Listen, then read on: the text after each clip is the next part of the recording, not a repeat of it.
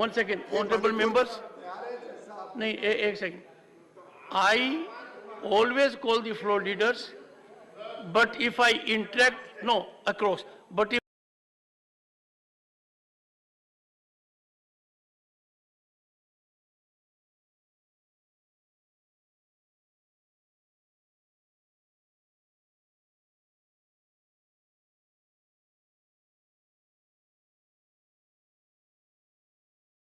it, as others have also been doing, and leader of the opposition carries a different kind of position. Therefore, I called him alone.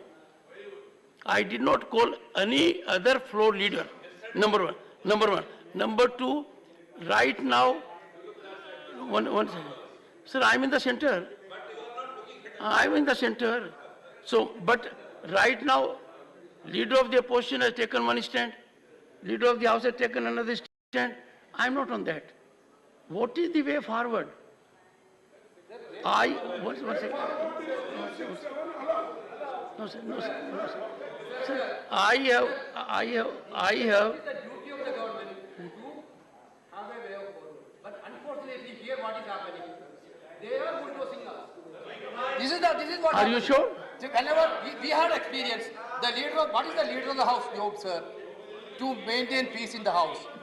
To act like an agent for making peace in the house. Now what is happening? Leader of house himself is making problems, sir. Honorable, how can it be? Honorable members. One second. You're right.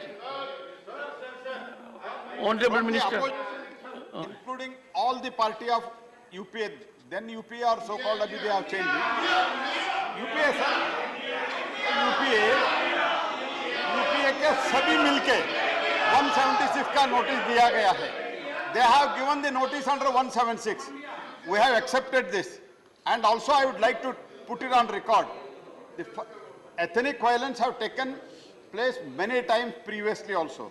For the first time, the Home Minister was there for 3 days, and MOS Home was there for 23 days. And this is the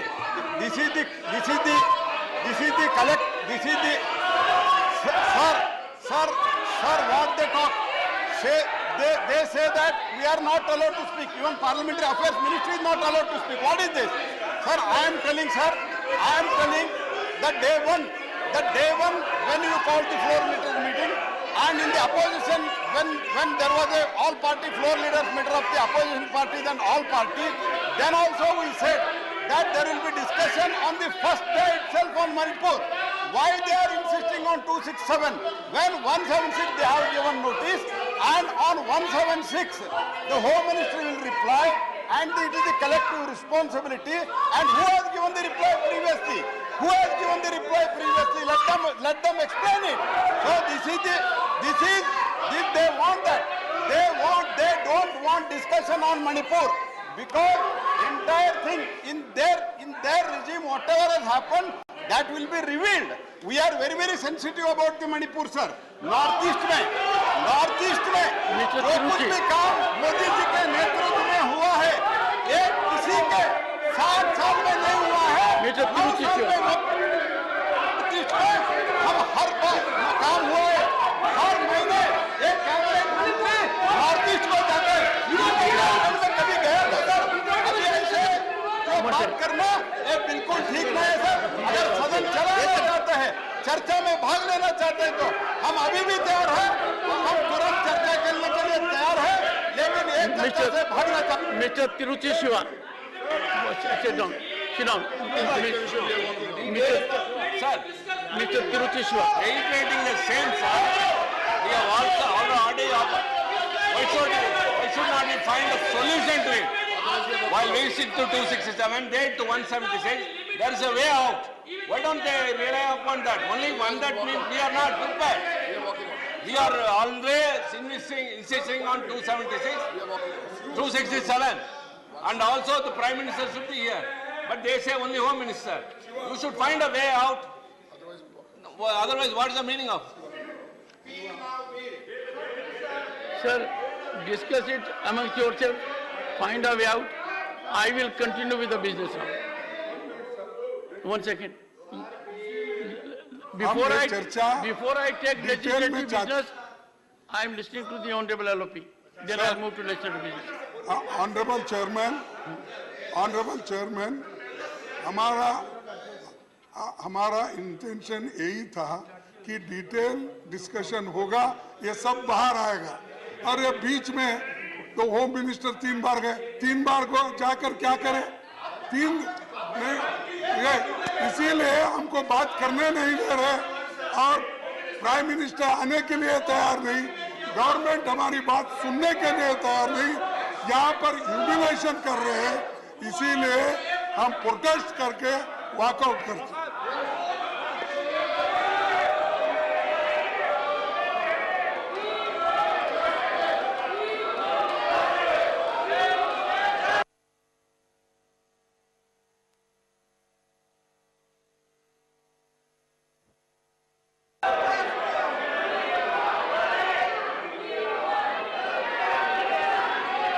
Shrimati Sulata Dev, please.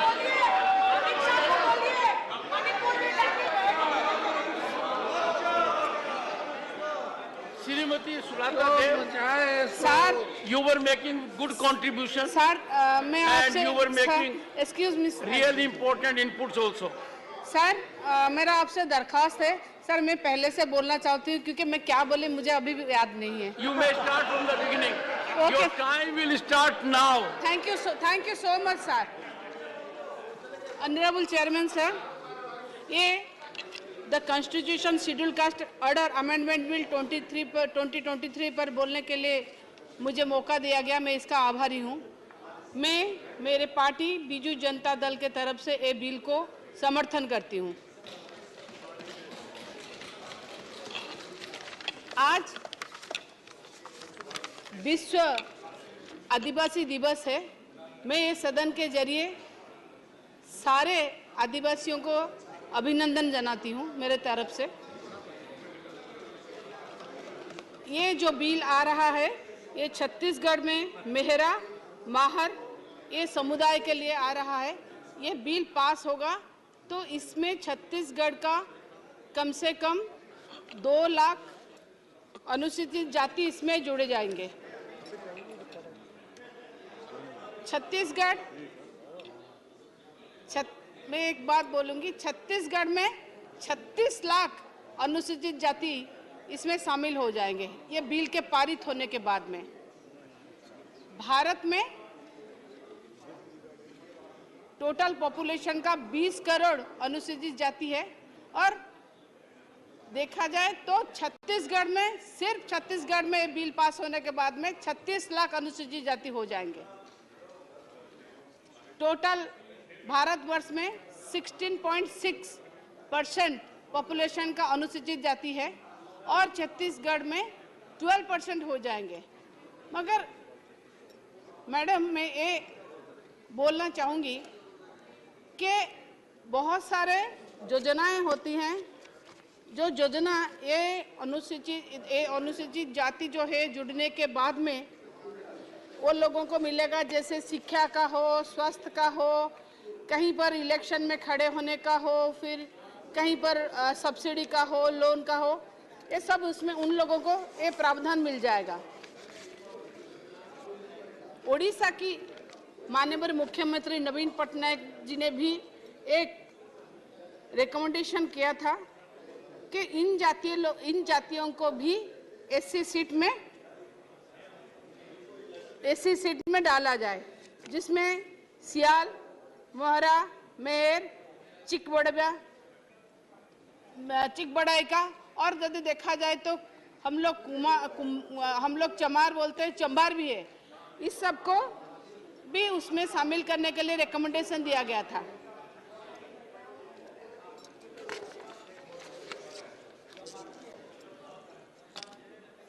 सारे भारतवर्ष में 80% है, 17% है, मगर शिक्षा, employment और निर्वाचित के लिए बस 15% उनका रिजर्वेशन मिल रहा है। जब 17% है तो 17% मिलना चाहिए। मैं और एक बात बोलूँगी, ये कुछ दिन पहले 7 तारीख को जन्म और मृत्यु का, एक मिनट मैडम, जन्म और मृत्यु का जो रजिस्ट्रेशन का जो बिल पारित हुआ, ये इन लोगों के लिए भी बहुत कारगर साबित होगा, क्योंकि ये लोग जन के कारण वो लोग रजिस्ट्रेशन कुछ नहीं कर पाते, आगे चल के पढ़ाई में उनको तकलीफ होता था, उन लोगों के बच्चों के लिए बहुत अच्छा। और एक ही बात है, मुझे कहीं ना कहीं मुझे ये बात मतलब आंदोलित करता है, अचंभित करता है कि हम लोग जब अनुसूचित जाति के ऊपर इतना ध्यान दे रहे हैं, आज जब से व्यवस्था हुई है सुप्रीम कोर्ट की, आज तक सुप्रीम कोर्ट में सिर्फ 5 विचारपति है जो अनुसूचित जाति के, और देखा जाए सारा भारतवर्ष में 850 जो विचारपति है हाई कोर्ट में, उनमें से बस 24 है। इनको यदि हम देखें कि इनको प्रमोट कैसे किया जाए, उनके लिए भी व्यवधान होना चाहिए। मैं फिर से ये बिल को समर्थन करती हूँ। Thank you so much. Vande Utkal Janani. Thank you. Honorable Dr. Sumar Singh Solanki. 3 minutes. धन्यवाद। माननीय उपसभापति महोदय, नर्मदे हर में माननीय उपसभापति महोदय, मैं संविधान अनुसूचित जातियां आदेश संशोधन अधिनियम 2023 के समर्थन में बोलने के लिए खड़ा हुआ हूं और इस अधिनियम को छत्तीसगढ़ राज्य में अनुसूचित जातियों की सूची को संशोधित करने के लिए संविधान अनुसूचित जातियां आदेश 1950 में संशोधन करके किया गया है। इस सूची में महार, महार और मेहरा को शामिल करने का प्रस्ताव है। इन जातियों को संविधान अनुसूचित जातियां आदेश 1950 के भाग 23 छत्तीसगढ़ में प्रविष्ट 33 के स्थान पर प्रतिस्थापित किया जाएगा। माननीय उपसभापति महोदया, मैं कहना चाहता हूं कि जब भी सदन में कोई महत्वपूर्ण विषय आता है, जब भी सदन में कोई महत्वपूर्ण विषय या बिल आता है और जो आदिवासियों के और अनुसूचित जाति के भाइयों के हितैषी होने का ढोंग करते थे, वे आज सदन से बाहर चले गए हैं। वे जब भी आदिवासियों के हित की बात आती है तो सदन में चर्चा से भाग जाते हैं। माननीय उपसभापति महोदया, मैं ये भी कहना चाहता हूं कि बिल 2023 को लोकसभा में पेश किया गया था और इसी मानसून सत्र में ये बिल लोकसभा द्वारा पारित भी किया गया है। मैं माननीय प्रधानमंत्री श्री नरेंद्र मोदी जी एवं सामाजिक न्याय और अधिकारिता मंत्री माननीय वीरेंद्र कुमार खटीक जी को हृदय की गहराइयों से धन्यवाद देता हूं और आभार भी व्यक्त करता हूं कि देश के कोने कोने में इस प्रकार से पिछड़ी और छोटी जातियां जो अभी तक मुख्य धारा से वंचित थे, उनको मुख्य धारा में लाने का काम किया जा रहा है। मैं एक बार फिर से माननीय प्रधानमंत्री जी का आभार व्यक्त करता हूं।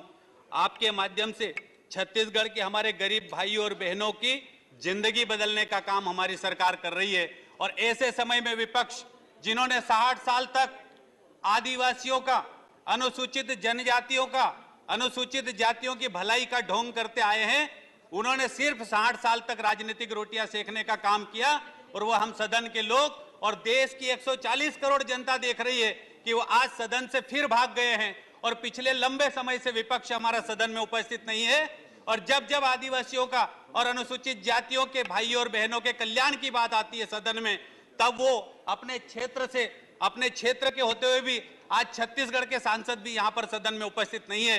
तो छत्तीसगढ़ के भाइयों और बहनों के हित की चिंता कांग्रेस को नहीं है, चिंता हमारे विपक्ष को नहीं है। मैं आज माननीय सभापति महोदय, मैं आपके माध्यम से हमारे विपक्ष को बताना चाहता हूं कि आपकी सरकारों ने पिछले 60 सालों में अनुसूचित जाति और जनजाति समाज को केवल वोट बैंक समझ रखा है, वोट बैंक समझ रखा है, जिससे कभी इस समाज के विकास की चिंता नहीं की। ये हमेशा मगरमच्छ के आंसू बहाने का काम करते हैं, ढोंग करते हैं। विपक्ष को बोलने का हक भी नहीं है। जो कुछ भी दिया है माननीय नरेंद्र मोदी जी की सरकार ने दिया है। हमारे जनजातीय भाइयों का कल्याण करने का काम किया है, हमारे अनुसूचित जाति के भाइयों का कल्याण करने का काम किया है। कश्मीर में धारा 370 को समाप्त कर हमारे अनुसूचित जाति और जनजाति के भाइयों को आरक्षण देने का काम किया है।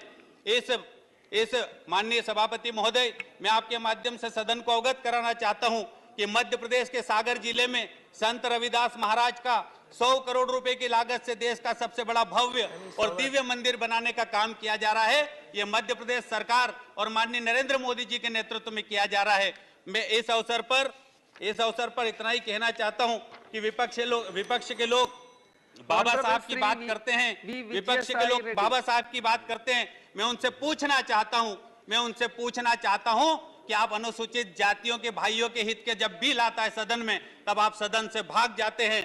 मैं इस अवसर पर हमारे देश की सरकारों ने अनुसूचित जाति के भाइयों और बहनों के कल्याण के लिए निरंतर काम कर रही है। और अंत में अपनी बात कहना चाहता हूं कि रेत पर हम नाम लिखते नहीं, क्योंकि रेत पर नाम टिकते नहीं, सभापति महोदया, रेत पर नाम हम लिखते नहीं क्योंकि रेत पर नाम टिकते नहीं। पुनः सुन लो विपक्ष वालों, पत्थर दिल हम, जो नाम सीने पर लिखते हैं वो कभी मिटते नहीं है। मैं इस बिल का समर्थन करता हूं, जो छत्तीसगढ़ के मेरे अनुसूचित जाति के भाई और बहनों के जिंदगी बदलने का काम करता हूं। और मैं माननीय प्रधानमंत्री जी को और माननीय मंत्री जी को और हमारी सरकार को एक बार फिर से धन्यवाद देना चाहता हूं। उन लाखों भाइयों और बहनों की तरफ से बहुत बहुत धन्यवाद। जय हिंद, नर्मदे हर। Thank you. Honourable Shri Kanak Medla Ravindra Kumar.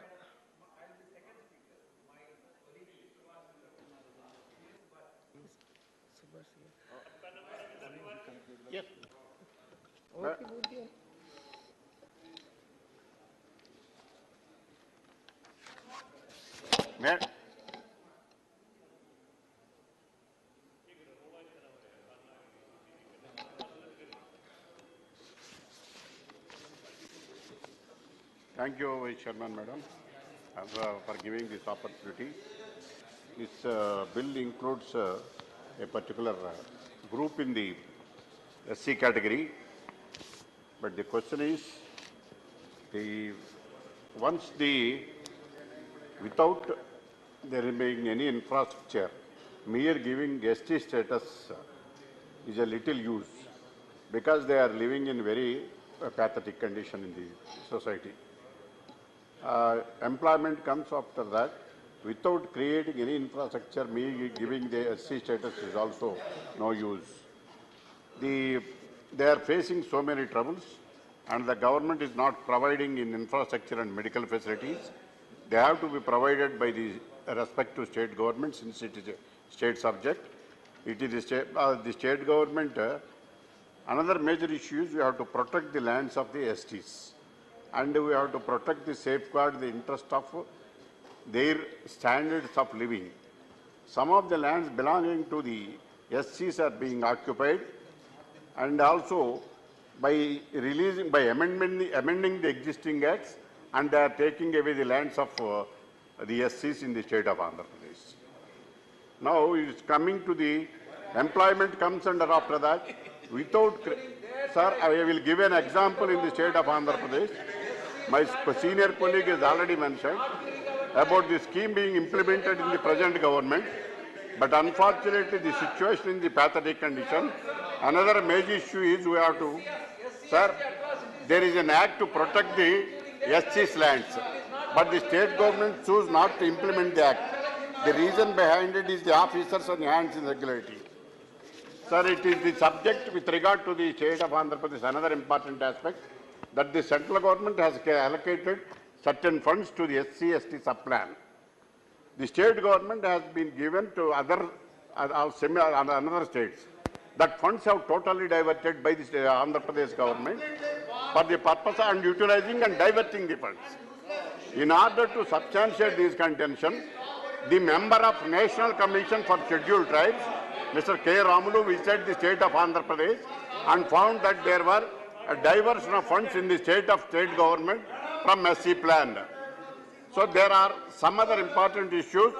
Under the ST sub-plan, the government allocated certain funds from 2019 to 2021. Social welfare fund to the extent of 8,400 crores were diverted by the state government for other purposes by issuing GOs, memos, contrary to the rules made by the central government. Likewise, tribal welfare also.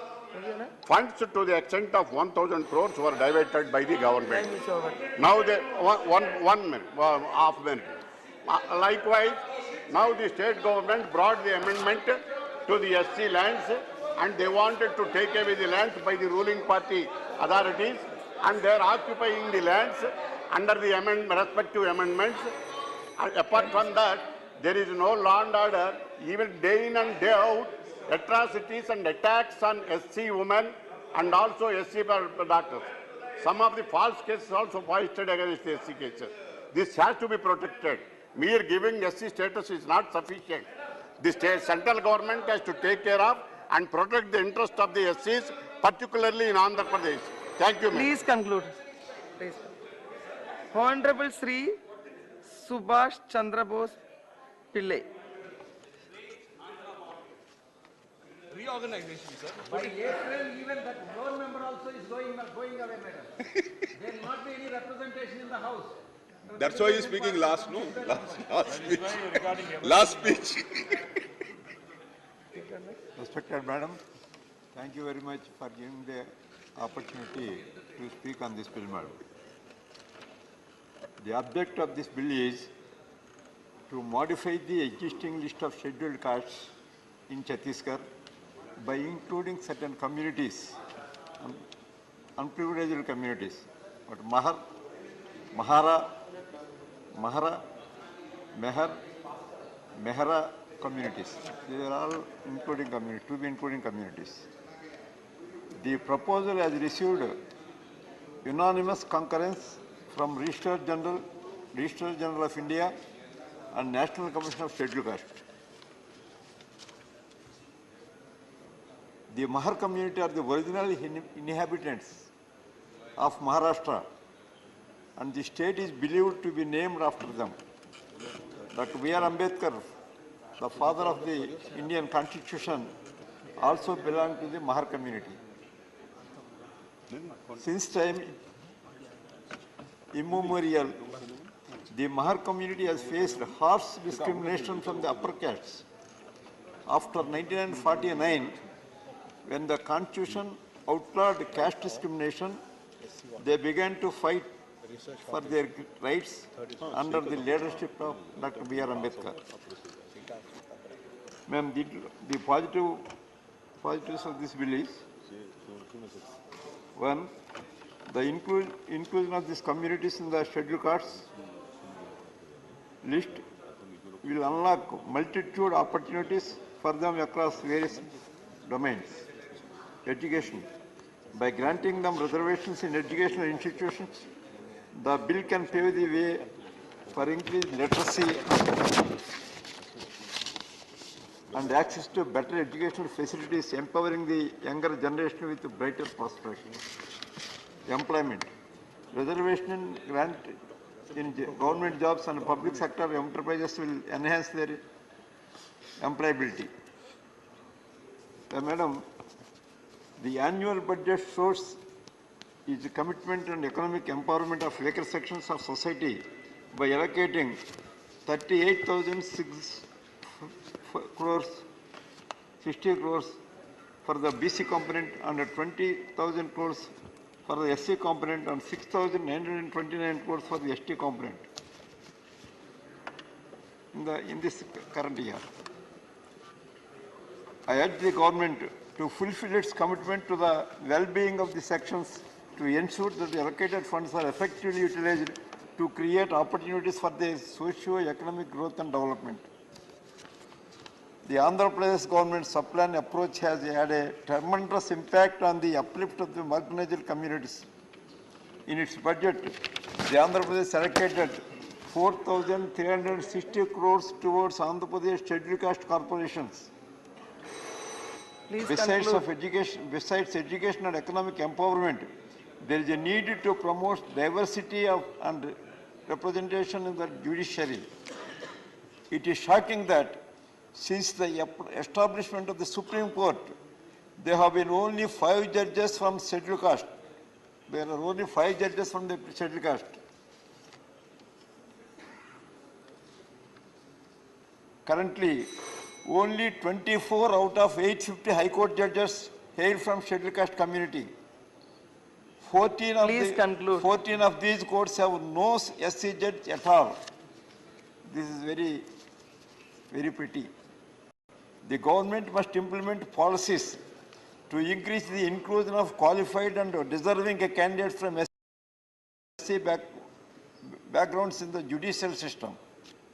Scholarships and training programs are needed to enhance the access and opportunities, ensuring a fair and inclusive Please judiciary conclude. that reflects the diversity of our nation. Honorable M. Thambidurai. I am concluding, Madam. This amendment further strengthens the unity in diversity, where every citizen is treated with dignity and respect, irrespective of their background. With these sessions, on behalf of the YSR Congress Party, I support this bill. Thank you. Thank you. Thank you, Vice Chairman, Madam. On behalf of ADMK Party, I am supporting the bill brought to make the amendment the Constitution to include certain communities as scheduled caste in state of Chhattisgarh. Madam, I have always, our party, ADMK Party, is for the champion for the reservation for the SC people and ST people and also OBC, MBC. Our dividend party is based and always fighting for the social justice of the for the poor people. The castes must be abolished. That is our main goal. In Tamil Nadu, in spite of that, our Honorable former Chief Minister MGR, founder of the ADMK Party, made the reservation for SC, ST and MBC and BC. 69% he made the provision. Then afterwards, former Chief Minister, Madam Jayalalitha ji, she made that 69% as a constitutional provision, including in the Parliament in the 9th schedule. That is, she succeeded in that. Madam, and one more request I am making, the Boyer community. This is the community, Boyer is one of the caste. In Karnataka, the Boyer community is SC community, belongs to the SC community. But neighboring state, my Tamil Nadu, if you take my place is Hosur Krishnagiri area, it's only a few kilometers away from Bengaluru. That community here called OBC. Therefore, this Boyer community is a very poor people working very hard, stone cutting and everything, construction activity involved. Therefore, our ADMK party is demanding to include this Boyer community in the list of SC community. This is a major thing, madam, because social justice can be given based on the caste system in India. We unfortunately, in India, our Hindu system, caste is prevalent in that. Because of the caste, the people are treated different way. Therefore, social justice we cannot get unless we give the reservation and uplift them not to economically and other getting employment there. Therefore, this is the madam I am requesting through Honorable Minister to give social justice, which our Edappadi Palaniswamy is heading our party. He is always fighting for this kind of social justice based on Dravidian movement, and based on that, on behalf of Edappadi Palaniswamy and ADMK party, I request Honorable Minister to include this Boyer community, stone cutting people, labor people, poor people, when they are treated in Karnataka as SC, that must be, this community must be included in Tamil Nadu as SC community. This is my humble request. I hope that Minister will consider and do that, including these people. Thank you very much. Thank you. Honorable Sri B. Vijayasai Reddy. Madam, on behalf of my party, YSR Congress Party, and it's not Congress Party, YSR Congress Party, madam. Please take note of that, madam. Not part of so-called INDA also. Sir, madam, I support on behalf of my party, YSR Congress Party, and also my leader, YS Jagan Mohan Reddy Garu, who is considered to be a savior of SC, ST, BC communities, support this bill, madam, wholeheartedly. Now, instead of talking on the bill, I have no other option but to counter the allegations that have been made by my opponent, member Ravindra Kumarji. That's only 2 minutes, madam. Recognizing the need for the Only holistic... 3 minutes. 2 minutes, madam. Recognizing the need for holistic upliftment of SC and ST communities in the state, Andhra Pradesh government under the stewardship of Y.S. Jagan Mohan Reddy Garu has taken wide range of initiatives, madam. And the point number 1, YSR pension kanuka. There are so many welfare schemes that have been introduced for the upliftment of SCs. YSR, first one, YSR pension kanuka, 2,600 crores released to 12 lakh ST pensioners. Madam, point number 2, YSR Cheyuta, 1,200 rupees 1,200 released to 6.4 lakh SC women to help them develop entrepreneurship skills, madam. Number 3, Jagananna Vidya Divana, 340 crore incurred towards reimbursement of fee for 2.3 lakh SC students. Next, point number D, government introduced, AP government has introduced a new scheme, Jagananna Videshi Vidya Divana, to provide financial assistance to eligible students belonging to SC, ST, BC, minority, EBC to pursue higher studies in top 200 universities as per the QS World University rankings, madam. Madam, last point, the free power to 200 units, up to 200 units is provided to 17 lakh SC households every month. But the state efforts must be supplemented by the Honorable Minister from the Union government.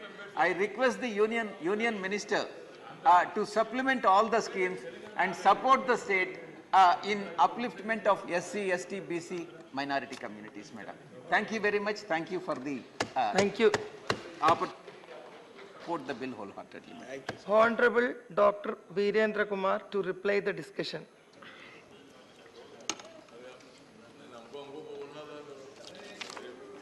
धन्यवाद उपाध्यक्ष महोदय।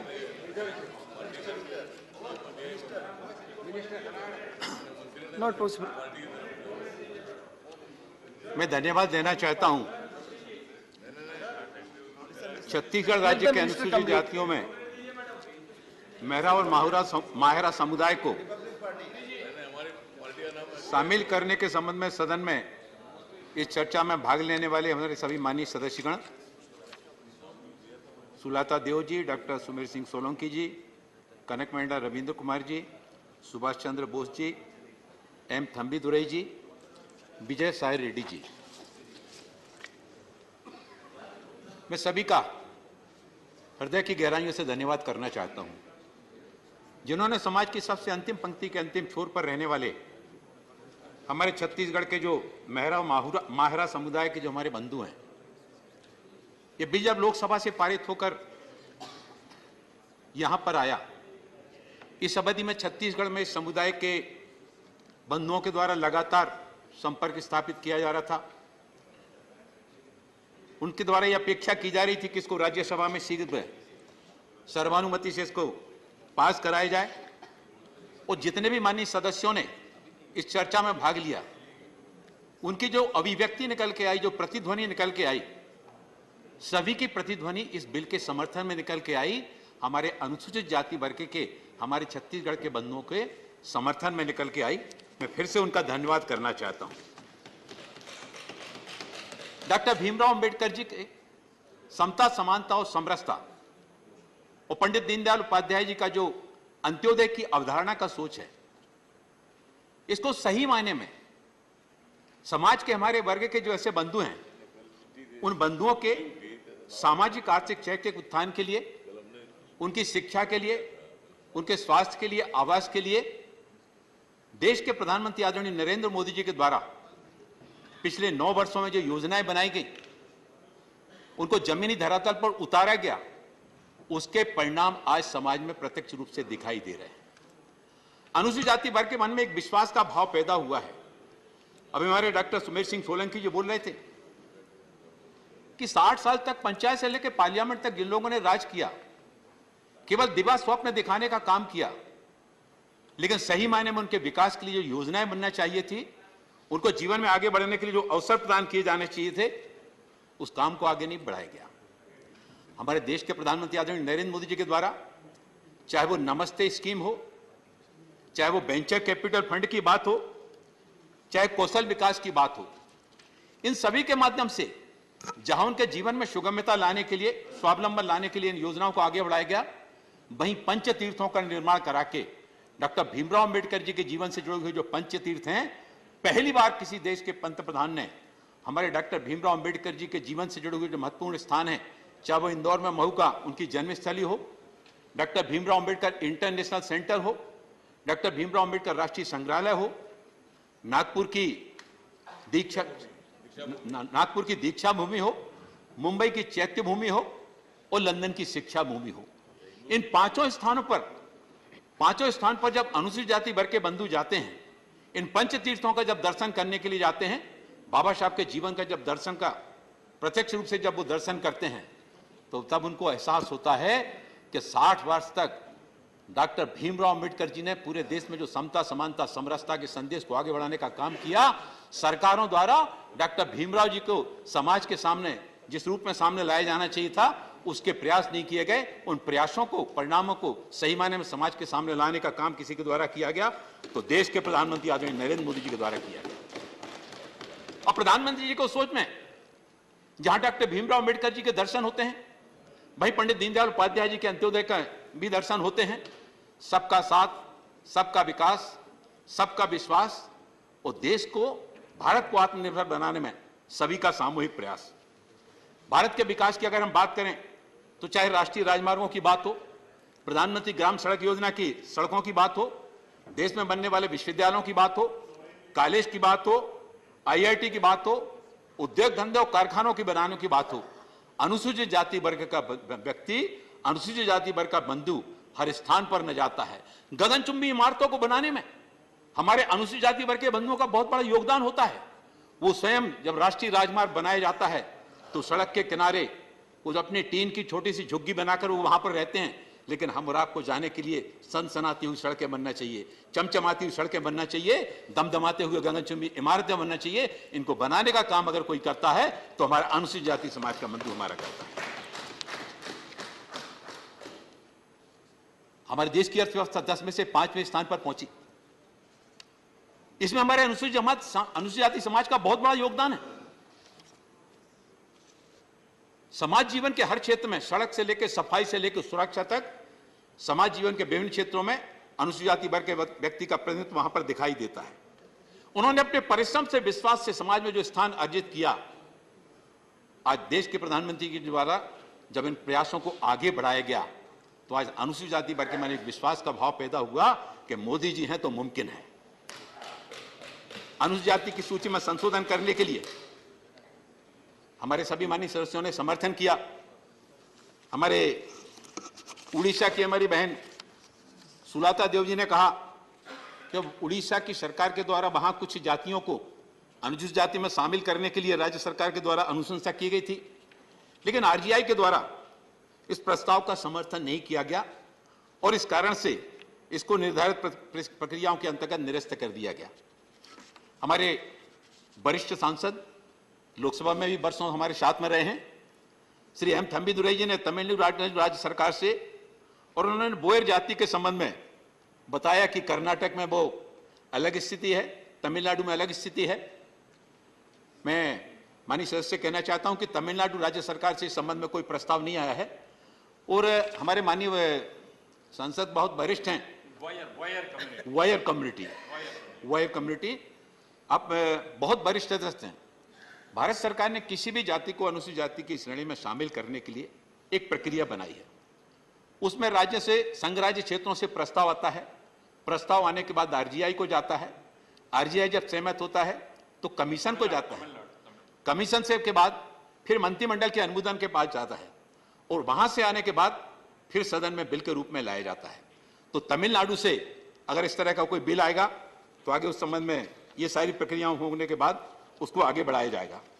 1989 में अविभाजित मध्य प्रदेश, जब मध्य प्रदेश से छत्तीसगढ़ का विभाजन नहीं हुआ था, तब मध्य प्रदेश ने वहां पर माहरा को महार, मेहरा और मेहर के परिवार के रूप में समावेश करने का प्रस्ताव मध्य प्रदेश के द्वारा भेजा गया था और 1992 में आरजीआई ने अविभाजित मध्य प्रदेश में माहरा जाति को शामिल करने के लिए सहमति भी दी।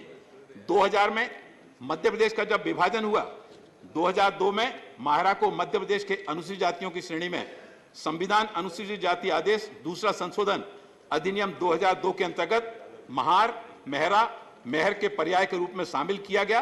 लेकिन कुछ कारणों से छत्तीसगढ़ ने वहां की जो अनुसूचित जातियों की सूची में तदनुरूप संशोधन नहीं किया गया कि उनके द्वारा उस समय प्रस्ताव नहीं भेजा गया था। वर्ष 2000 में छत्तीसगढ़ राज्य का जब गठन हुआ तो छत्तीसगढ़ राज्य के गठन के बाद छत्तीसगढ़ राज्य सरकार ने अनुसूचित जाति के महार, मेहरा, मेहर के पर्याय के रूप में माहरा और मेहरा को शामिल करने का प्रस्ताव किया। मध्य प्रदेश में माहरा को अनुसूचित जाति श्रेणी में पहले ही शामिल कर लिया गया था तथा माहरा एवं मेहरा मामूली बर्तनी भिन्नता है, छोटी सी मात्रा की भिन्नता है और इसी कारण से छत्तीसगढ़ राज्य सरकार ने अपने दिनांक 3/6/2021 और 28/1/2022 के पत्रों के द्वारा अनुशंसा करके राज्य की महार, मेहरा और मेहर के साथ में क्रमांक 33 पर मेहरा और माहरा को पर्याय के रूप में शामिल करने के लिए जो प्रस्ताव भेजा, जिसका आरजीआई ने और राष्ट्रीय अनुसूचित जाति आयोग ने समर्थन किया। इस पर संबंधित मंत्रालयों के द्वारा भी और अनापत्ति दी गई और इसके उपरांत केंद्रीय मंत्रिमंडल के अनुमोदन से सदन में पहले लोकसभा में लाया गया, वहां पर सर्वसम्मति से पारित हुआ और आज भी सभी माननीय सदस्यों के द्वारा इसको समर्थन दिया गया है। जो हमारे मेहरा और माहरा के लगभग 2 लाख की आबादी है, यहाँ पर छत्तीसगढ़ में बुनाई और कोटवारी का काम करते हैं। एक बहुत बड़ी संख्या उनकी है जिनको की अनुसूचित जाति की श्रेणी में शामिल होने पर उनको राज्य सरकार की, केंद्र सरकार की नौकरियों में आरक्षण मिलेगा, शिक्षा में उनको अधिकार मिलेंगे, वेंचर कैपिटल फंड से कम ब्याज पर लोन लेकर वो अपने उद्यम भी लगा सकेंगे, उनको केंद्र सरकार की, राज्य सरकार की सारी सुविधाओं का लाभ मिल सकेगा। और इसलिए मैं आपके माध्यम से सदन से अनुरोध करता हूं कि इसको सर्वसम्मति से पारित कराने में अपना सहयोग दें। Thank you, Minister. The question is that the Constitution Scheduled Caste Order Amendment Bill 2023 as passed by Lok Sabha be taken into consideration. Those in favor will please say aye. Those against will please say no. I think the ayes have it, the ayes have it, the ayes have it, the motion is adopted. We shall now take up the clause by clause consideration of the bill.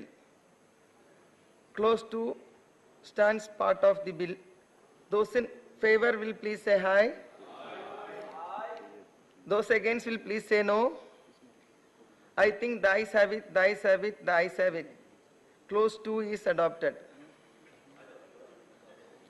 Clause 1, then enacting formula and the title stands part of the bill. Those in favor will please say aye. Those against will please say no. I think the ayes have it, the ayes have it, the ayes have it. Clause 1, the enacting formula and the title are adopted.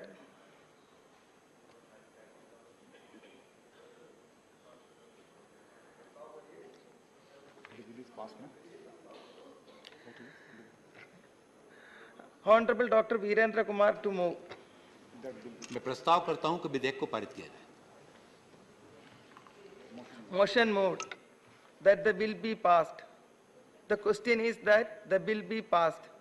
Those in favor will please say aye.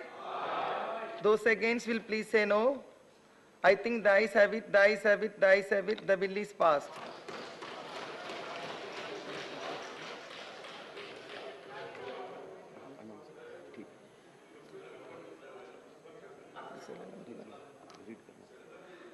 Honorable members, under proviso to Rule 23 of the Rules of Procedure and Conduct of the Business in the Council of States, the chairman has permitted the Anusandhan National Research Foundation Bill 2020.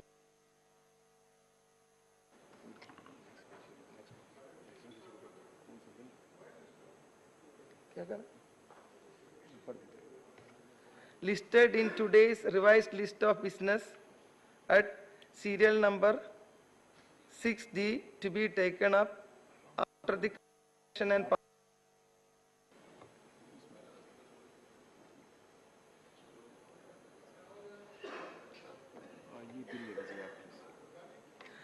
the Anusandhan National Research Foundation Bill 2023.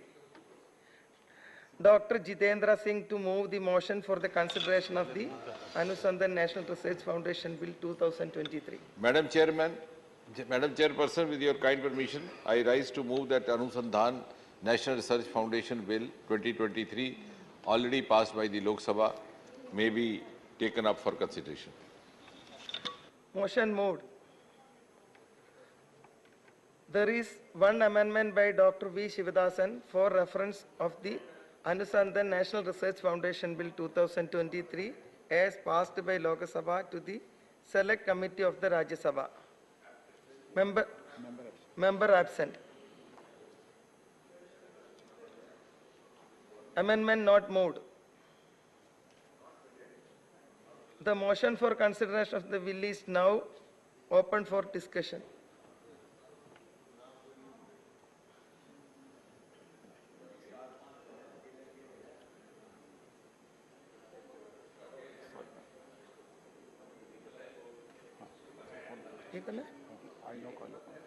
I now call upon the members whose name have been received for participation in the discussion.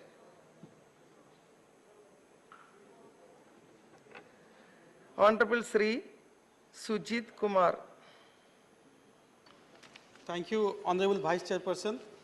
Ma'am, I'm fortunate and I draw a lot of inspiration because you are in the chair most of the time I get to speak. I, on behalf of my party, Biju Janata Dal, support this bill, ma'am, because it's a very forward-looking bill. In fact, this is a subject which is very close to my heart, and I've often spoken in this August House about this during zero hour and during question hour. Now, let me explain, ma'am, what is the rationale behind this bill? Why was this bill brought in? The National Research Foundation Bill 2023 will replace the Science and Engineering Research Board Act of 2008 and subsume the Science and Engineering Research Board, SERB in short, into the National Research Foundation, NRF in short.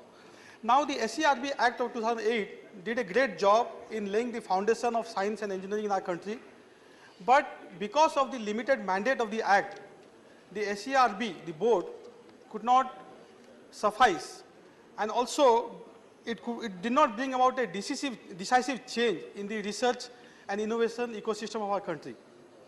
So the hope is that, ma'am, this bill, NRF 2023, will bring about an integrated and holistic change and in the research innovation ecosystem of our country. It will bring about a perceptible change in the innovation landscape of our country by tapping into universities, higher education, and the private sector. Ma'am, research is a very capital intensive business. So unless you bring in the private sector to support the research activities and the research ecosystem, I think you cannot have a world-class research. So this is why this is a very forward-looking bill, ma'am. Let me provide some context. Ma'am, today we spend less than 0.7% of our GDP on research. Comparable figures: Israel 4.8, South Korea 4.5, US 3.2 odd, China 2.5 odd. So we are really pathetic when it comes to spending on our research budget. On top of it, private sector spend on research is less than half, close to 40% in our country. Whereas for most of the OECD countries or for most of the top economies, it is anywhere between 70 to 80%. So I think, ma'am, that this bill hopefully will correct this situation. Now, ma'am, Honorable Prime Minister has articulated his vision that by 2047, at the end of the Amrit Kal, we are now celebrating Azadi Ka Amrit Mahotsav. At the end of the Azadi Ka Amrit Mahotsav, the Amrit Kal 2047, when we will celebrate 100 years of our independence, we will become a developed nation, from being a developing country to a developed nation. Now, ma'am, we cannot become a developed nation unless we spend on research, unless we focus on technology, because technology will be the key driver of this transformation from being a developing to a developed nation. Secondly, Honorable Prime Minister has also shared his vision of making India a $1 trillion digital economy. which will be roughly 20% of our GDP when we become a $5 trillion economy. Again, without innovation, without R&D, can we become a $1 trillion digital economy? I'm so happy that Honorable Minister, IT and Electronics, Ashwin Vaishnav also is here. So, ma'am, give me just 2 more minutes. So, this is why it is very essential that R&D, which is the bedrock of scientific discoveries or technological innovation, is so essential if we are to tackle the challenges of our country, whether it's climate change or food insecurity or other things. Ma'am, just couple of issues which I would like to quickly highlight. One is the independence of the governing board. Though the NRF in the bill itself talks of independence and autonomy of the board, I hope that the government will follow it in letter and spirit. And that, please conclude your time. just ma'am, just one more minute. Please. And that clear and transparent criteria is laid out for selection of the scientists who will be part of the board. Secondly, there will be more focus on allocating sufficient fund to the state universities also, not just the IITs, not just the central universities, but state universities also get fund. And finally, ma'am, social science, humanities is as essential as pure science. And this is why the governing board should consist of eminent social scientists as well. Ma'am, just 30 more seconds. Ma'am, technology will decide the geopolitics of our time. It will decide the destiny of nations. It's the new wealth, ma'am. Technology is the new wealth of nation. This is why the choice we make today as a nation, as to the direction of our research, direction of our technology, will decide whether we become a great power. Ma'am, I'll end by just saying one of my favorite quote. Ma'am, the single most factor which decides the intellectual, social or economic progress of a nation or the well-being of its citizens is dependent on the creation and acquisition of knowledge. This is why this is a great bill, ma'am, and I support it. Jai Jawan, Jai Kisan, Jai Vigyan, Jai Anusandhan. Thank you. Mananiya Ayodhya Rammi Reddy Allah. For giving me the opportunity to talk on the Anusandhan National Research Foundation Bill 2023.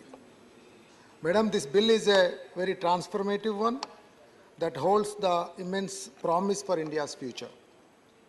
The establishment of NRF is going to set up and going to give a new direction to reshape our nation's research, innovation and entrepreneurial landscape. Madam, we have to understand the current status of research and development in our country and also the innovation and the entrepreneurial landscape. If we have to see the current status, I think we need to do a lot, even though this bill is delayed, but I think very happy that it has come at the right time.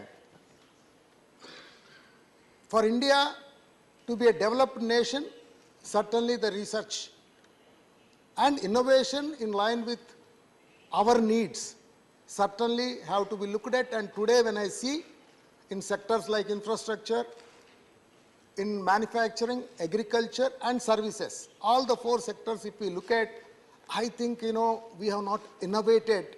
We just borrowed certain things and we are trying to move with that. The time has come.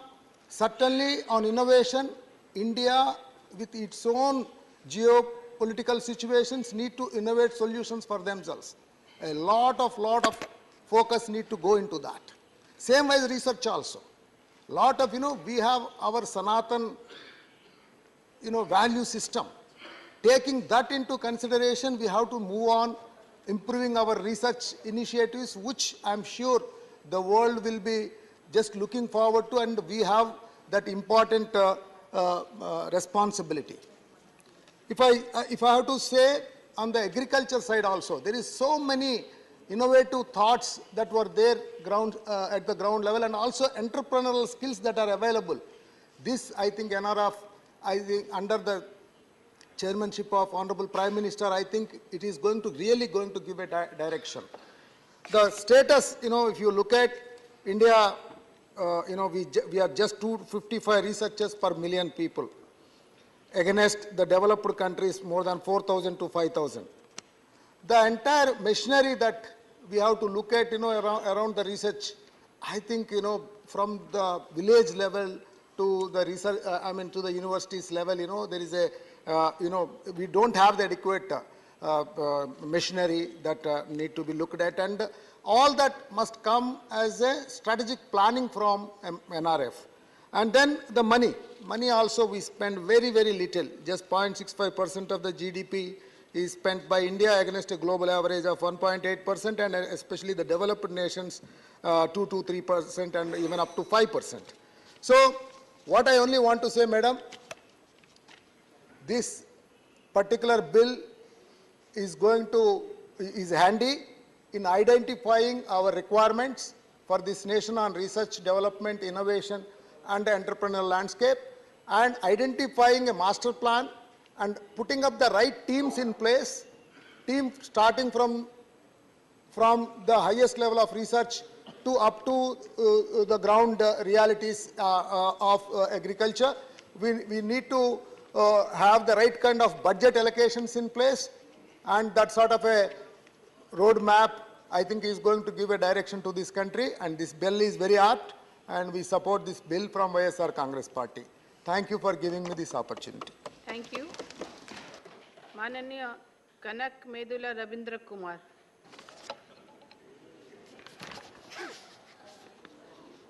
Thank you, madam, for giving this opportunity. The Anusandhan National Research Foundation will proposes to establish National Research Foundation. This body aims to direct research in the strategic area ranging from science to humanities. It plans to involve the private sector, which currently contributes around 36%, to research and development. Expenditure is to bigger way. Not only this bill provides to undertake an annual survey of outcomes of scientific research in India with a view to create a central repository for the collection, interpretation and analysis of information and data surrounding such research, and the aims of repository would include providing information for policy formulation and advising the central government and state government as well as private sector. The bill proposed to create a conducive atmosphere to promote research, which is in every field. Coming to the bill, this bill is section clause 3. The object is the foundation to serve the apex body to provide high-level strategic directions for research, innovation and entrepreneurship in the fields of natural science, including mathematical science, engineering, technology and environmental. But the establishment with regard to the governing body has been constituted under the ex officio chairpersonship of Honorable Prime Minister. Definitely it will serve the purposes, but the Act provides another provision that to create an executive council to implement the provisions of the Act. But there is an ambiguity with regard to the qualifications and eligibility criteria to the members and experience, and the tenure has to be clarified. Coming to the other aspect, the constitution of committees. The Executive Council is empowered to constitute committees necessary efficient discharge of the duties and performance. The functions of the executive committees and the respective committees also have to be clarified. That is, there is no specific provision in this Act. And in the light of the above proposed clauses, the Anusandhan National Research Foundation Bill, with a view to establish the Anusandhan National Foundation to provide high-level strategic direction for research, innovation and entrepreneurship in the fields of natural sciences. The silent features of Anusandhan National Research Foundation Bill is to create a very vibrant, globally competent scientific ecosystem. In view of the present bill, there is a lot of changes will be brought into existence. I wholeheartedly supported the bill on behalf of Telugu Desam Party. Thank you. Mananiya V. Vijay Sai Reddy. Thank you, Vice Chairperson, Madam. Friendship. Madam, Anusandhan National Research Foundation Bill is a significant step forward in the direction of revamping the entire R&D ecosystem.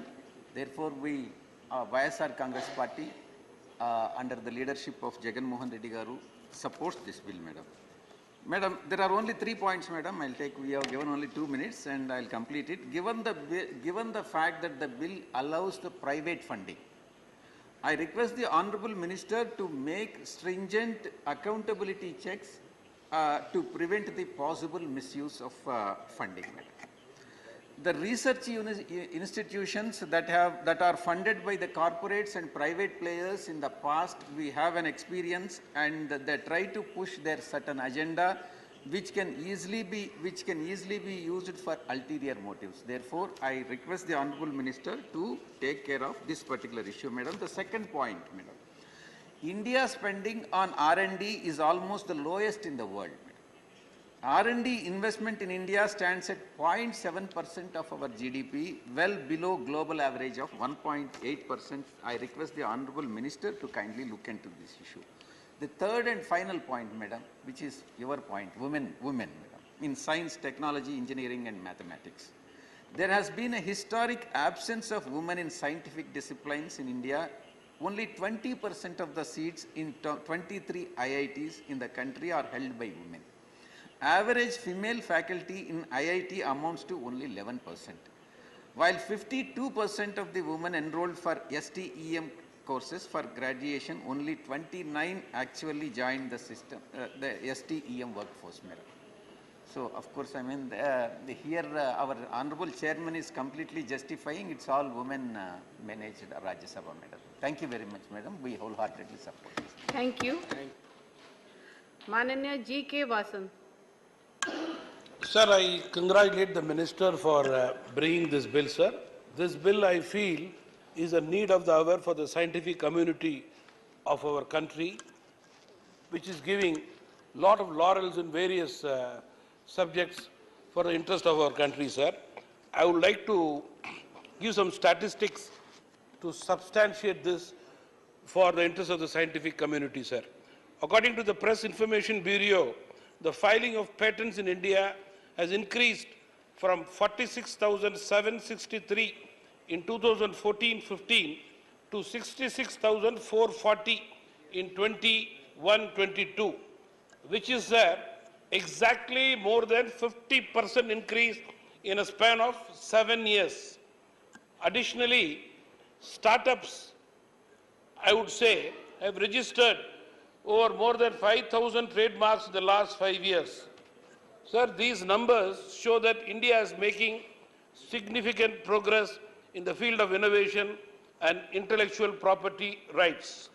According to the World Intellectual Property Organization, India today ranks 8th in patents filed by resident scientists and innovators.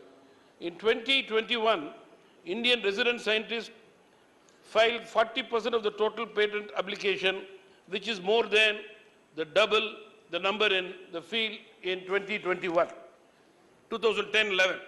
India has also climbed 35 ranks in the Global Innovation Index, holding its ranking at 35 as compared to 81st rank in 2015-16 to 46th rank in 2021. Sir, these statistics prove that the government today and our Honorable Prime Minister is making a mark in this important ministry, sir. The National Research Foundation of NRF is established to foster research not only in science and technology, but also research in various fields like humanities, social science and arts. NRF is also expected to meet research requirements in new and emerging areas like climate change, clean energy and sustainable infrastructure. There is also provision for tie-up between educational institutions and industries so that our institutions encourage research in areas which are in demand for industries. To conclude, Madam, India ranks 3rd among the most attractive investment destination for technology transaction in the world. India's public and private R&D put together comes to $68 million, which is 6th in the world. So, NRF's emphasis on increasing funding from both government and private sources is a step in the right direction this bill is given today. The bill aims to provide the right environment for promoting research to meet our national priorities and make India a world leader in various fields.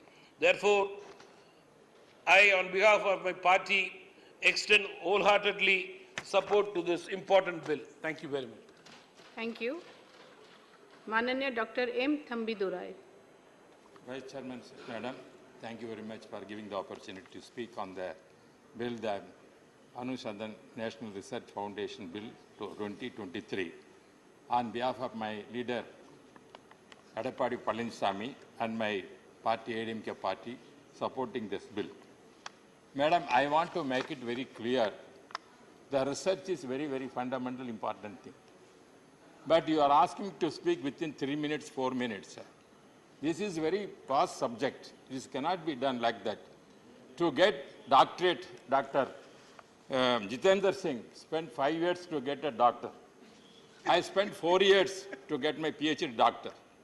Therefore, 4 or 5 minutes, that is by year, 4 years you spent. I spent 7 years, so take 7 minutes. 7 minutes. No, I'm telling. Because if you put a bell, I cannot in a position to express. The research is, we have to concentrate and give some kind of new impetus for the development of this country. Just simply, if you put a bell, it is a bell on the research also. It be bell. Sir, Madam, the research and development are the foundation for scientific discoveries, new technologies and innovative applications. That is the base. What are the objectives they said? Development of a robust ecosystem is required in all fields of sciences. This includes mathematical sciences, engineering and technology, environment and earth sciences, health and agriculture, as well as scientific and technological interfaces and humanities and social sciences.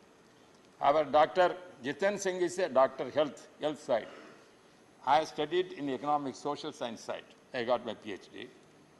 But mathematics and everything we are telling, engineering, now we are facing in India, the students are not opting for mechanical engineering and civil engineering and also electrical engineering. This is the basic thing for engineering side.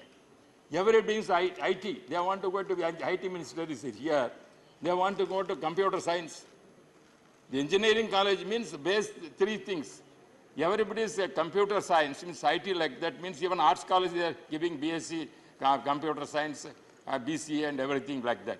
Therefore, the importance of this the civil engineering mechanics going down, it is the high time this research foundation has given some kind of fund and gives a new syllabus, and this is the basic for the development. Our friend said developing country. It is not to developing. We are developing country. To developed country, we have to government research is very important. Without that, we cannot develop. That is more important. This ministry, scientific this ministry, is giving some funds for the colleges and some kind of universities. Same way, AICT also giving some funds here and there. What they are giving, 10 lakhs, 5 lakhs for the institutions. Even I don't know, with that what research can be done. That is why I told you, put a bell, I know that. Because the research is a very basic thing. If I want time to bill, put because you have put a bill, the bill also can be, that is all. But I am, fundamentally I want to make I am academician. Research is very important. Without research, we are not developed. Especially our Vijay Sagar said, one point, this encouraging the public sector enterprise as well as private sector to invest in the activities of the foundation. Madam, this is very important. The government has to take care of that. The corporate sectors, how they are allocating the funds for research and development. And also, I am appreciate Honorable Prime Minister as heading this board, this governing board. This is a very phenomenal thing, and also that shows the vision of the Prime Minister Narendra Modi wants to give the importance for research, because he is always giving such kind of development for that. Education, health and every sector is giving more important. Therefore, research also, his vision is there. To this vision, mission, we have to achieve that. Further, more fund. Therefore, I request Honorable Minister to allocate more fund. Conclude, sir, your time is over, sir. Thank you much. Thank you very much. That is why the research cannot be done like this. Thank you. Research is always getting like this, cannot get it. Manyavar Jitendra Singh ji. Fund, but not the time. Thank you, Chairperson, ma'am. At the outset, I have to thank the honorable members who have given very useful inputs. Mr. Sujit Kumar, Mr. Ayodhya Ravi Reddy Allah Garo, Mr. Kanaka Medalla Ravindra Kumar, थोड़े ही हैं, Mr. Vijay Sai Reddy, J.K. Vasanji, and our very learned Sri Thambi Durai ji. I think those who are not present in the House today have actually deprived themselves of a very important discussion. This is a bill which is going to have a long-term effect, long-term outcomes, and all of us, each citizen of India, including those sitting on the other side, are going to be stakeholders. To that extent, this is possibly history in making. When history happens, we don't realize. When it is written, we realize that we were part of it. And now, ironically, destiny leaves it to us, the choice, whether to make ourselves part of the history or not. Those who have not, I hope, will not one day repent that they were not here in this House, because we were actually, the government was looking forward to have more constructive inputs from them as well. Most of the points saliently have been raised. The House is not in a mood for a very long discussion. And as has been rightly mentioned, ever since Prime Minister Modi took over in 2014, he has, one after the other, taken a number of path-breaking decisions, broken several taboos of the past in order to liberate India of those self-made barriers so that we could have a global role. And if we envisage for ourselves the Amrit Kal next 25 years, obviously we have to live up to global parameters, and that is possible only if we have the same level of competitiveness as other countries. Just to cite a few, it was Prime Minister Modi who unlocked the Space Department. Today you have Chandrayaan, you have 150 startups from the private sector, which was hardly imaginable till about 5-7 years ago. And that has also increased our resource pool, both knowledge-wise as well as finance funding. Similarly, our atomic energy, we were constrained of funds. It was Prime Minister Modi, in a decision in 2014, he amended the Atomic Energy Act and allowed it for joint funding and joint ventures. Today, we have an atomic energy plant coming up nearby in Haryana and Gorakhpur, which was already confined to only 3-4 states. Similarly, from the ramparts of Red Fort, he spoke about Startup India, Stand-up India, and made us realize that that Rozgar does not necessarily mean Sarkari Naukri, and helped us come out of that mindset. From just 350 startups, today we are more than 1 lakh. It was Prime Minister Modi who made us realize the importance of biotechnology in the 21st century world. And just imagine India, which hardly had the aptitude and culture of preventive healthcare, gave world the first ever vaccine for COVID. And today, from just 50 startups in biotechnology in 2014, we are up to 6,000. So new avenues of livelihood, new avenues. And therefore, to that extent, in a single sentence, I can say this Anusandhan Act, which is coming into being from today, will pave the way and will define the face and stature of India at 2047, because this will place us in that select league of developed nations. I will not go much into detail, but just to respond to a few points, I am also glad that so much is the requirement of this new provision and so much of unanimity that it was heartening to see Mr. Kanaka Medalla and Mr. Vijay Sai Reddy on the same page. So I think one of the biggest contributions of this bill today is that he has brought two warring horses from Andhra on the same page. Yes. So, that is what he said. I think this should be researched. and I'm sure for a research scholar like Mr. Thambi Rai, it will take another 5 years to conduct a research on this.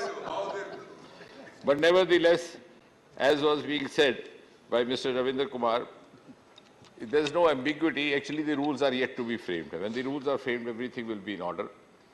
In fact, the Act has envisaged every good thing which was possible even in the other role models. We have a research society in America, we have a research society in some of the European countries. We are among the first few. And in fact, when it is put into place, I'm sure it is going to be better than most of them because we have thoroughly studied it for about 2-3 years, repeated presentations, repeated brainstorming on this. Mr. Vijay Sai Reddy rightly mentioned the accountability check. If you go through the details of the bill, you will find that the Executive Council also mandated not only to monitor the progress of the different projects, but also to analyze the accountability of the funding at different stages. To begin with, when the funding is decided for a project, whether it is required, how much, is it justified, and then from stage to stage, how best it is being put to use for which it was meant. And as he rightly mentioned that the R&D spending was very low in this country, this is one of the important issues which is going to be addressed by this bill.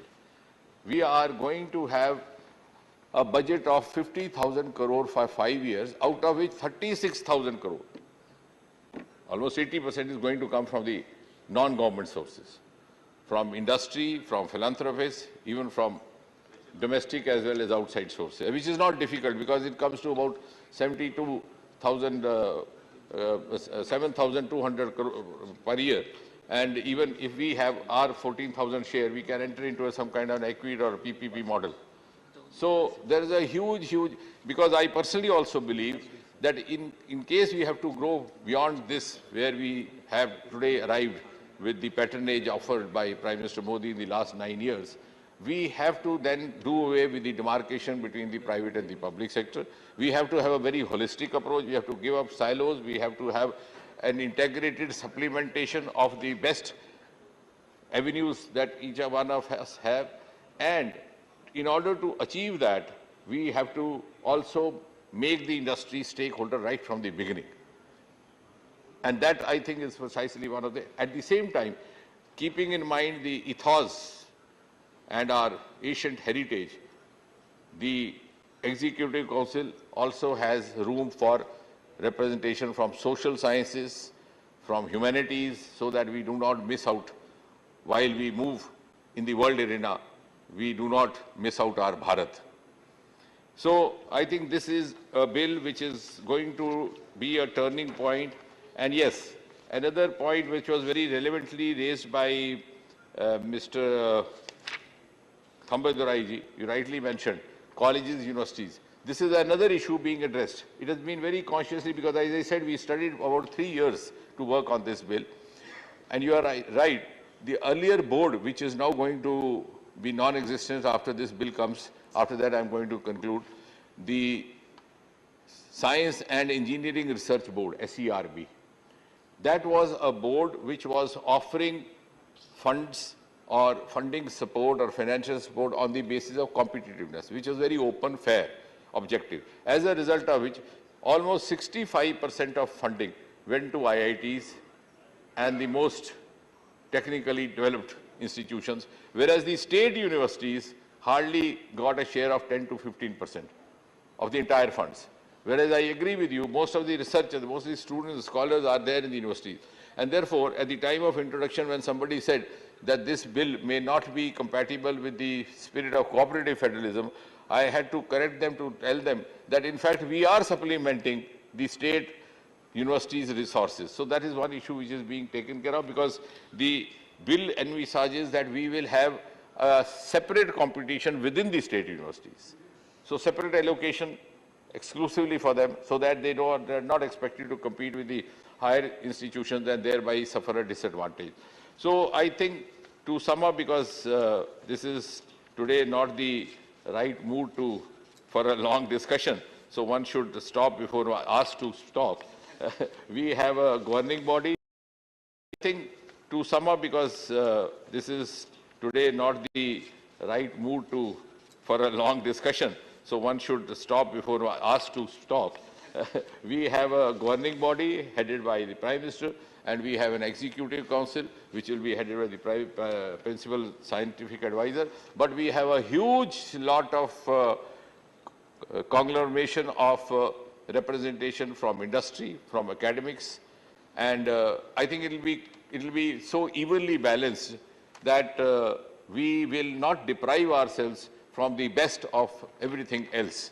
And therefore, this Anusandhan Act, Anusandhan National Research Foundation Bill, when I humbly request for unanimous passage, I also would take pride in saying that this is happening at a time when we are the members, and this should have happened several years ago. I rightly agree with members. Maybe destiny wanted that Shri Modi ji should be the Prime Minister and we should be the members of the House when this historic destined thing happens. Thank you very much.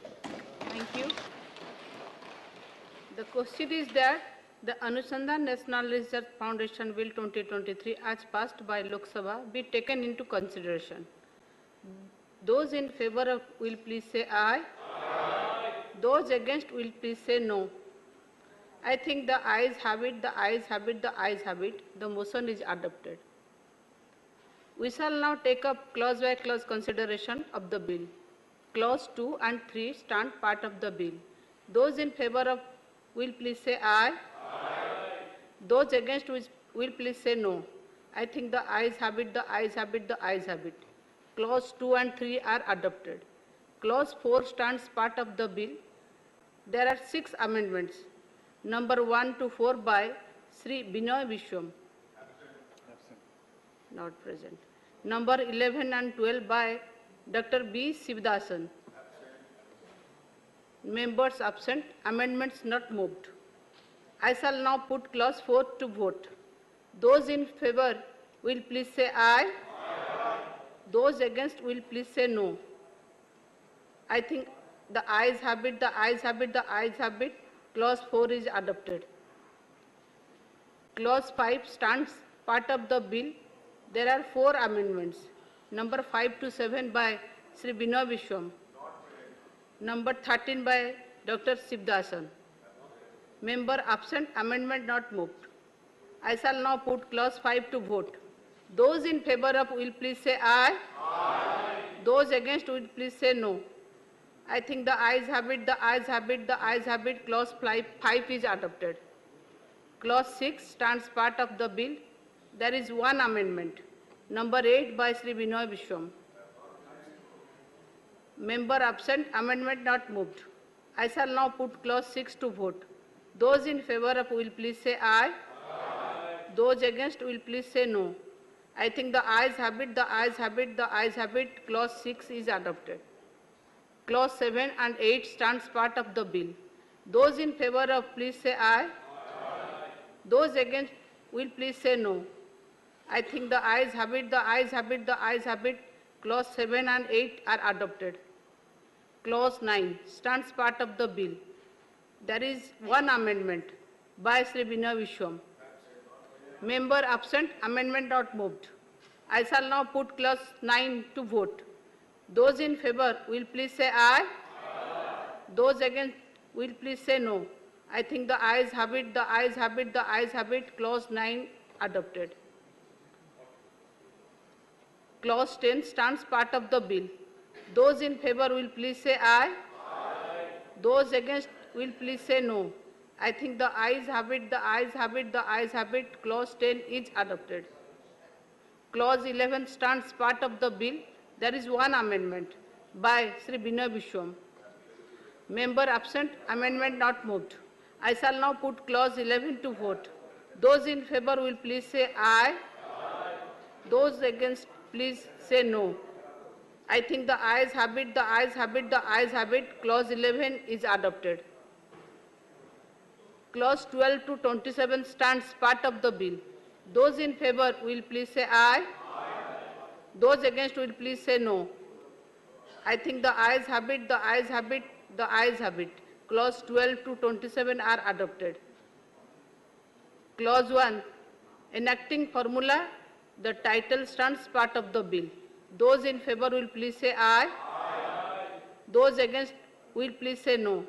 I think the ayes have it, the ayes have it, the ayes have it. Clause 1, the enacting formula, the title are adopted. Dr. Jitendra Singh ji. Ma'am, I move that the bill be passed. Motion moved that the bill be passed. The question is that the bill be passed. Those in favor will please say aye. Aye. Those against will please say no. I think the ayes have it, the ayes have it, the ayes have it, the bill is passed.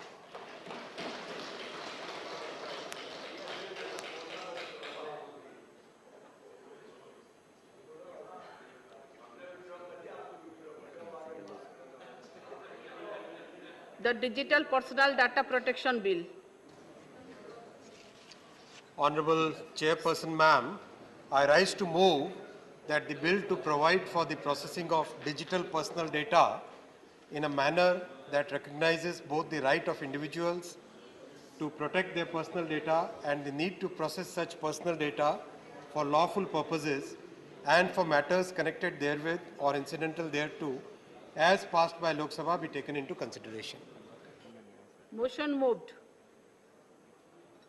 There are two amendments by Dr. John Brittas and Dr.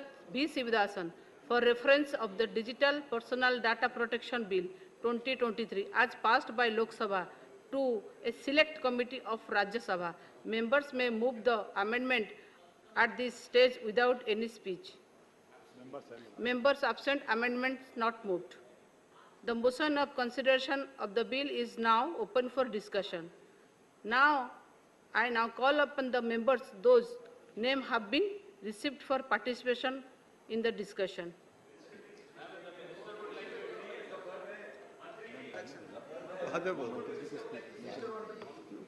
Okay.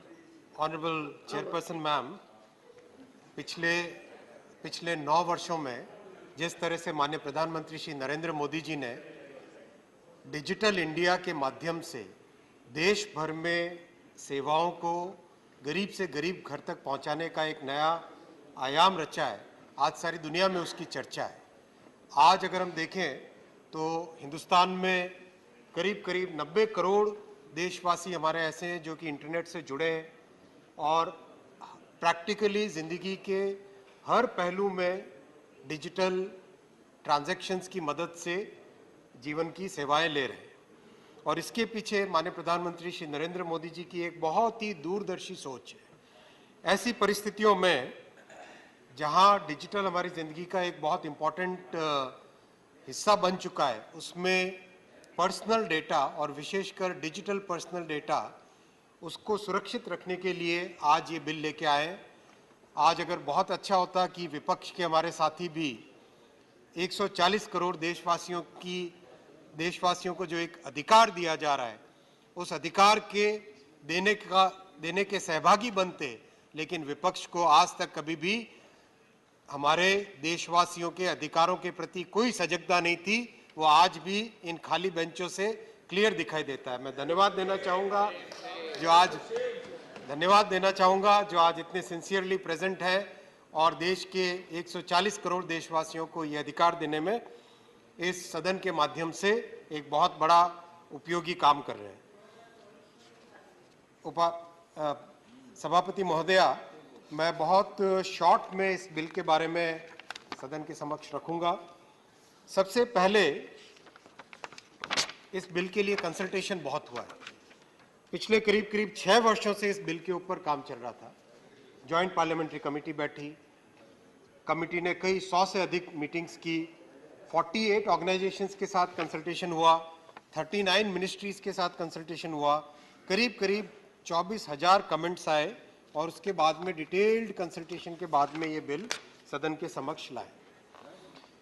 सभापति महोदया, इस bill में जितने भी साधारण नागरिक जो digital सेवाएं उपयोग करते हैं, उन सबको नए अधिकार दिए गए और जो भी संस्था किसी भी व्यक्ति के डेटा को लेती है, उपयोग करती है, उसके ऊपर बहुत सारे ऑब्लिगेशंस डाले गए। उन ऑब्लिगेशंस के बारे में आपके समक्ष रखूंगा। सबसे पहले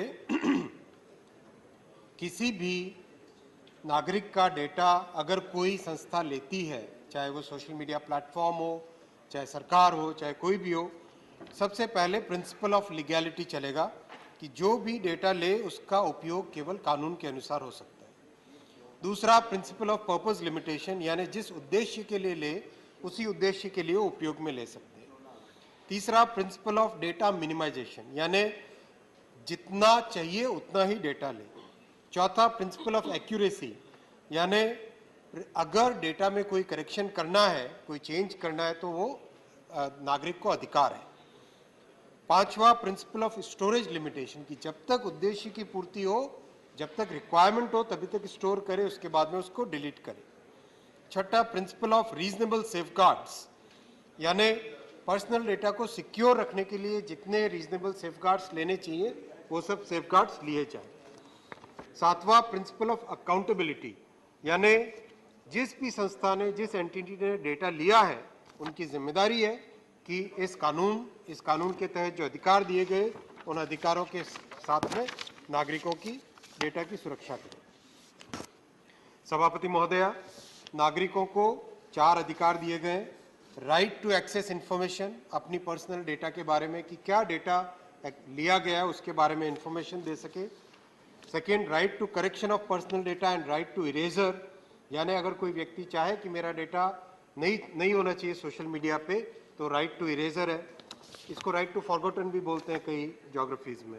राइट ऑफ ग्रीवेंस रिड्रेसल बहुत ही इंपॉर्टेंट है, अगर किसी को कोई शिकायत हो तो उसका एक बहुत अच्छे तरीके से माध्यम बनाया गया है। And right to nominate in case of death and incapacity. सभापति महोदया, इम्प्लीमेंटेशन के लिए बहुत ही एक अच्छा सिस्टम बनाया गया है, प्रस्तावित है इस बिल में। एक इंडिपेंडेंट डेटा प्रोटेक्शन बोर्ड बनेगा जिसकी डिजिटल बाय डिज़ाइन, यानी जो दिल्ली में, बेंगलुरु में, मुंबई में रहने वाले समर्थ नागरिकों को जो सुविधाएं हैं वही एक्सेस टू जस्टिस मिले देश के उन क्षेत्रों में रहने वाले नागरिकों को भी जिनके पास इतना सामर्थ्य नहीं है, जिनके पास इतनी फैसिलिटीज नहीं है। ये प्रधानमंत्री श्री नरेंद्र मोदी जी की सबका साथ सबका विकास की सोच को दर्शाता है। सभापति महोदया, इस बोर्ड में एक्सपर्ट्स रहेंगे जो इस डेटा की फील्ड को समझते हैं और बोर्ड कानून के द्वारा इंडिपेंडेंट है। कानून के द्वारा इंडिपेंडेंट है। सारे प्रोविजंस जिससे इंडिपेंडेंस गारंटी हो सके वो कानून में रखी गई है। इस बोर्ड के ऊपर टेलीकॉम डिस्प्यूट्स की जो ट्रिब्यूनल है टीडी सेट, उसमें अपील की जा सकती है और उसके ऊपर सुप्रीम कोर्ट में जा सकते हैं। 2 बड़े अच्छे लीगल इनोवेशंस रखे गए हैं इस डिजिटल इकोनॉमी को और प्रोत्साहित करने के लिए। पहला है वॉलंटरी अंडरटेकिंग। मान लीजिए किसी से कोई अनजाने में भूल हो गई तो डेटा प्रोटेक्शन बोर्ड के पास आ जाए और कहे कि हमसे भूल हो गई, ये पेनल्टी है और ये हमने इसमें सुधार किया, तो उस केस में व्यक्ति आगे बढ़े। दूसरा, ऑल्टरनेट डिस्प्यूट रेजोल्यूशन की बहुत अच्छी एक व्यवस्था रखी गई है जिससे कोर्ट्स के ऊपर बहुत ज़्यादा बोझ न बढ़े। सभापति महोदया, जैसे आज चेयर में और टेबल पे दोनों जगह हमारी बहनें हैं, मैं बहन कहने का दुस्साहस कर रहा हूँ, माफ़ कीजिएगा, आदरणीय बहन है, उसी भावना से माननीय प्रधानमंत्री जी ने हमेशा मातृशक्ति और मातृवंदना पे बहुत जोर दिया है। ये बिल पहला बिल है जिसमें ही की जगह शी का इस्तेमाल किया गया है, हिस की जगह हर का इस्तेमाल किया गया है और इसकी विश्व भर में आज चर्चा है कि ये एक जो नारी शक्ति को सम्मान देने का तरीका है, वो सम्मान देने का तरीका दुनिया भर में इसका प्रचलन किया जाए। सभापति महोदया, इस बिल में बहुत ही सरल भाषा में बिल को ड्राफ्ट किया गया है। प्रधानमंत्री जी का हमेशा मार्गदर्शन ये रहा है कि कानून ऐसी भाषा में लिखा जाए जो हमारा सामान्य मानवी भी उसको पढ़े तो उसको पढ़ के समझ सके, उसका इंटरप्रिटेशन कर सके, उसका उपयोग कर सके। बहुत सारे विषय कई फोरम्स में उठे, शायद आज भी उठेंगे। मैं 2-3 पॉइंट्स को एकदम क्लियर करना चाहता हूँ। पहला, आरटीआई के विषय में एक विषय उठा है मुद्दा। पुट्टा स्वामी जजमेंट आने के बाद में राइट टू प्राइवेसी एक फंडामेंटल राइट बनी है।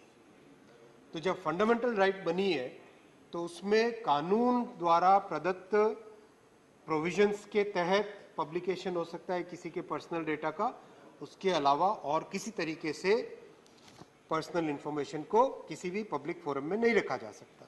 इसलिए राइट टू इंफॉर्मेशन में जो कॉन्ट्रडिक्शन था, उस कॉन्ट्रडिक्शन को इस बिल के माध्यम से दूर किया गया है। लेकिन कानून में, जैसे रिप्रेजेंटेशन ऑफ पीपल एक्ट में जितने हमारे माननीय सांसद महोदय हैं, जितने हमारे पब्लिक रिप्रेजेंटेटिव्स हैं, उनका जितना पर्सनल डेटा है, डेट ऑफ बर्थ, एड्रेस, सब चीज़ें जो कानून कहता है रखना चाहिए, डिस्क्लोज करना चाहिए, वो अब भी डिस्क्लोज होगा। दूसरा विषय आया कि क्या पुट्टा स्वामी जजमेंट के सारे टेस्ट को ये बिल फॉलो करता है।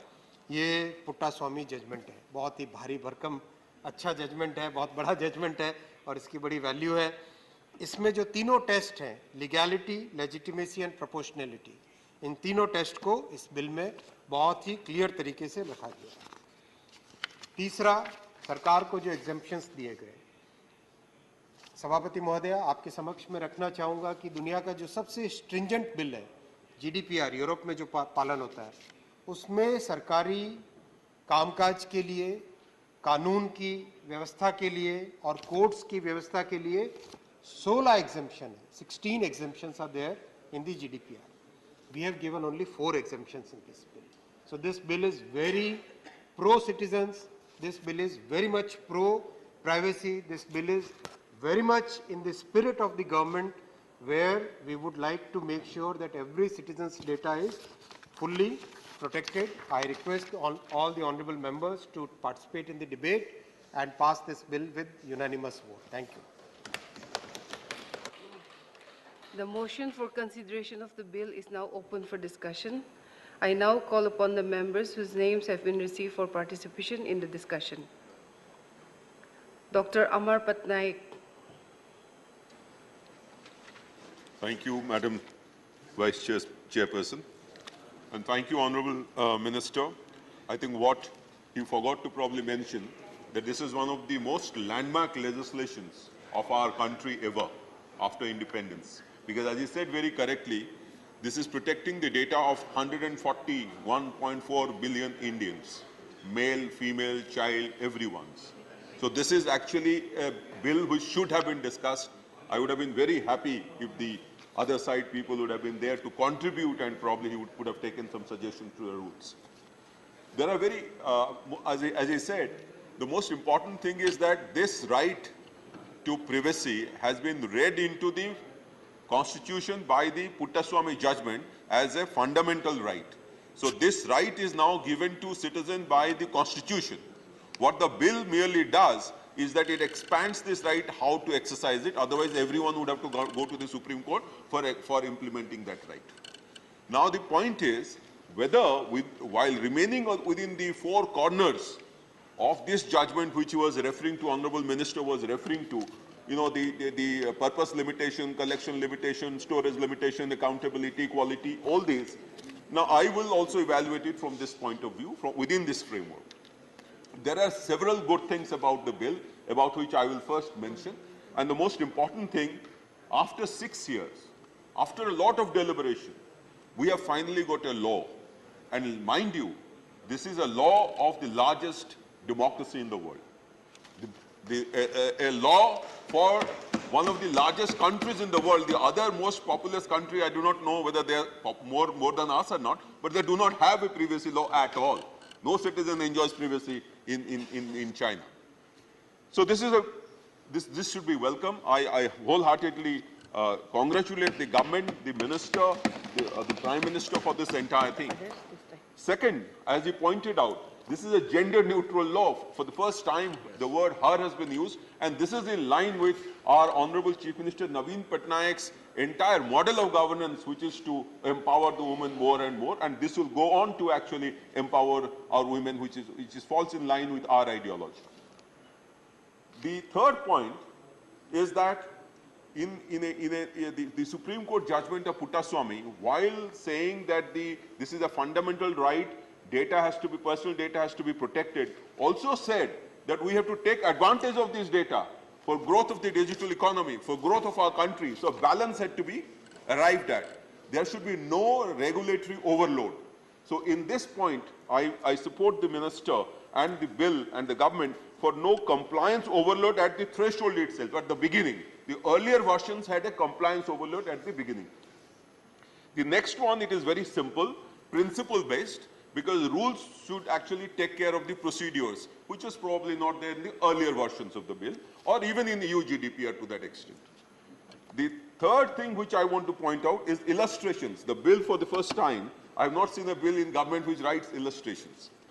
The next point is, it has created a strong deterrence against data breach. While making the threshold easy, what is not stymieing innovation, it has made the punishments harsh so that people will try to build their own mechanisms to protect the data of citizens. It has removed the concept of anonymized data. Now, I'll explain this in one line, that they were using the previous versions, or even EU GDPR uses the fact that if you can encrypt your data, then the others can use it. But this bill, to that extent, I think this is a very positive thing. It treats data, personal data per se, whether anonymized or non-anonymized. If it can be related to that particular person, then I think it falls under the regulations of this particular bill. The next point is alternate dispute redressal at section clause 31. He referred to it. It is very nice.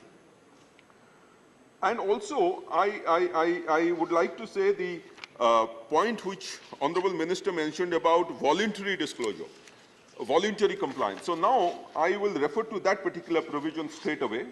And that particular provision is at section clause 32. Now, I'll refer to clause 32.4. The clause 32.4 says, the acceptance of the voluntary undertaking by the board shall constitute a bar on proceedings under the provisions of this Act as regards the contents of the voluntary undertaking, except in cases covered by subsection 5. This is something like a commitment under the competition law which we brought in. But the point is, how can it be a bar if the data principal himself or herself is not satisfied? This is something that I think you have to examine. Now I'll come to some of the suggestions which I hope the Honorable Minister will take it in stride and probably bring in rules to incorporate some of this. While we have waxed eloquent about data protection, the words which I didn't find in the bill is privacy. The Supreme Court's judgment was full of informational privacy within inverted commas all over. This privacy word is missing in the bill. Compensation is missing in the bill, harm is missing in the bill. Why harm is important, which I know it has been excluded because of a purpose, but I will make my argument why it is probably necessary. The in clause 2O, which is the definitions, it incorporates it outlines gain means, loss means. It basically interprets the entire data breach in financial terms. What happens if there is a reputational loss because of a data breach? What happens if there is a bodily injury? Now, you might say that you can use the Criminal Procedure Code, IPC and CRPC to try that person. But it has to be read with this particular act in order to make the provision stronger and stringent for such kind of breaches, because a reputational breach for a woman is much stronger than a man. And a reputational breach might even lead to suicides. So this is a point which I wish the Honorable Minister would clarify. The next point is relating to, again, section 3, relating to processing. So only of Indians, it gives the description. So my clarification from the Honorable Minister would be, any person, in our fundamental rights, the word is person, not citizen. So any person enjoys fundamental rights in our country. So if there is if Indians or anyone, what about other countries' data processed in India? And if there is a breach, what happens to that? Now I come straight to, Honorable Minister spoke about data minimization as one of the guiding principles, but unfortunately in section 4.2, there is no such provision. It is only limited to purpose limitation. Data minimization is at the core of, as a preventive measure against future data breaches. I think this is something which probably has been missed out somewhere, which was there in the earlier version of the bill. I will now come to Section 7. Section 7, Clause 7, certain legitimate uses, and there 7B2, page number 6. It says that for the state and any instrumentalities to provide or issue to the data principal, the data fiduciary may process personal data of a data principal for any of the following. Namely, they have given the things, and one of the section, that is subsection B, says, for the state and any of its instrumentalities to provide or issue to the data principal such subsidy, benefit, service, certificate, license or permit as may be prescribed where, and then